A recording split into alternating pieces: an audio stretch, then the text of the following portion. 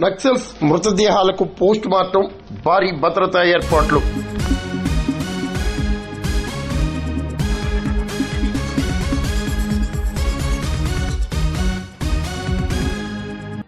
తెలంగాణ రాష్ట్రం ములుగు జిల్లాలో జరిగిన నక్సల్స్ ఎన్కౌంటర్ మృతదేహాలకు నేడు పోస్ట్ మార్టం నిర్వహించనున్నారు. ములుగు జిల్లా ఏరియా ఆసుపత్రికి మృతదేహాలను తరలించాలనుకున్నా కానీ మృతదేహాలను ఆదివారం రాత్రి మళ్లీ ఏటూరు నాగారం మార్చురీకే పోలీసులు తరలించారు. ముందుగా శవ పంచనామా నిర్వహించి మృతుల వివరాలను గుర్తించారు. నక్సల్స్ మృతదేహాలను ప్రిజర్వ్ బాక్సుల్లో భద్రపరిచారు.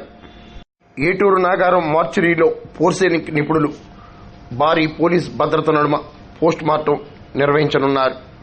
అనంతరం మృతదేహాలను వారి కుటుంబ సభ్యులకు అప్పగిస్తామని తెలిపారు.